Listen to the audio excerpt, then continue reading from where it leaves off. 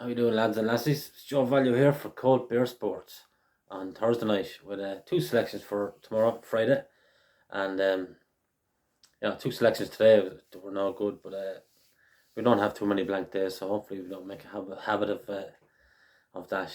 But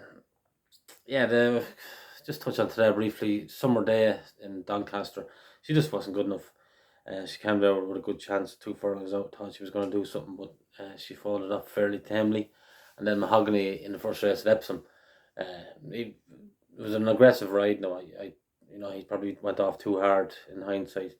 There wasn't much petrol left there a furlong out, and that's a sure sign that Luke Morris probably overdid it a bit. He was well backed. He ended up odds on, I think.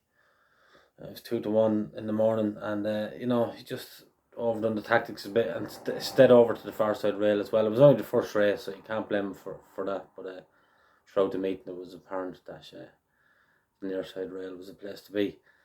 But you're not going to win every day, so we'll crack on with tomorrow's two selections.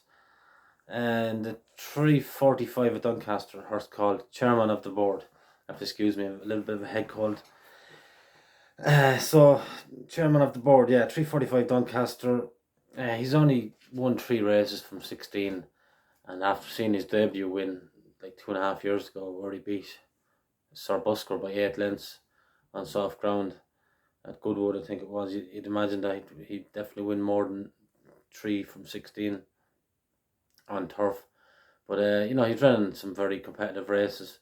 He's always had a fairly high rating. Obviously, after his debut win, he would have, but he's held his own in many of them races.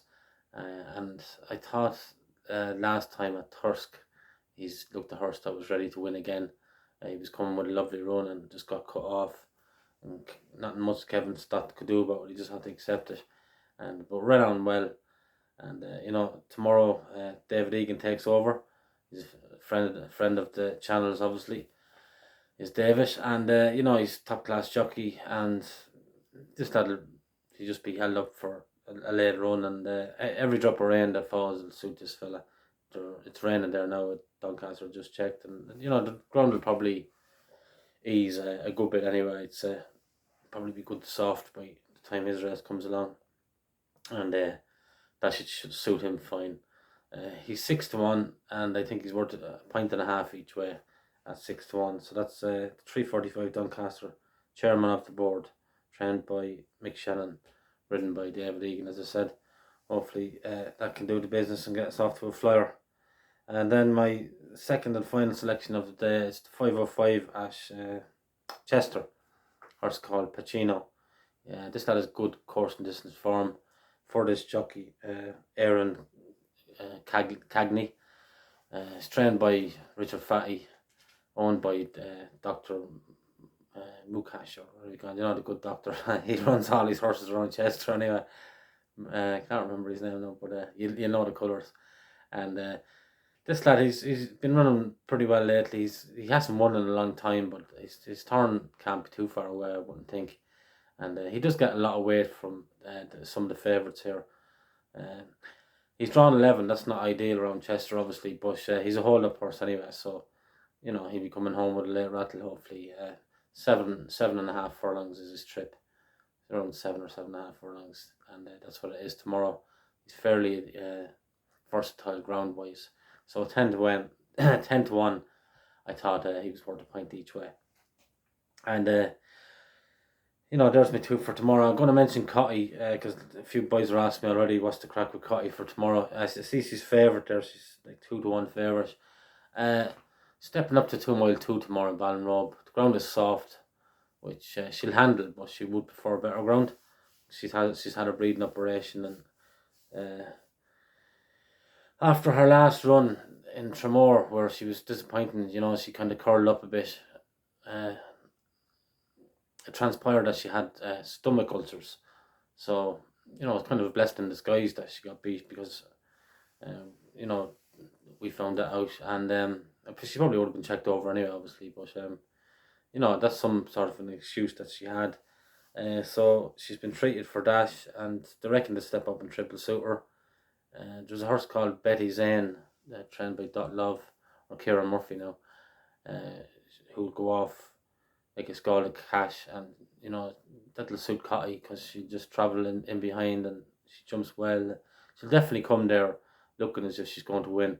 Whether she can go on about her business, we'll find out. So that's why I wouldn't be going mad about her at 2-1. And obviously, I'd be delighted if she won.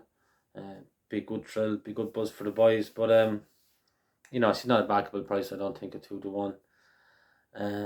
There's another horse that has a chance, Erin's Benefit, who has had more chances than Cotty now, been placed a lot of times, but hasn't got its head in front yet either. So, look, it's a fair little race.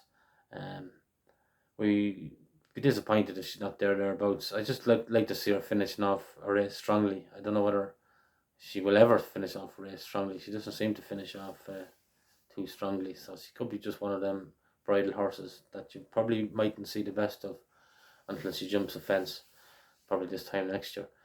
She'd remind me a bit of that President in Counting, who, real good traveller, real good jumper over hurdles, but just wanted a bit better ground and fences, to really see the best of that particular animal. And I think Cotty could be much the same as that. As I said, she has a good bit of talent.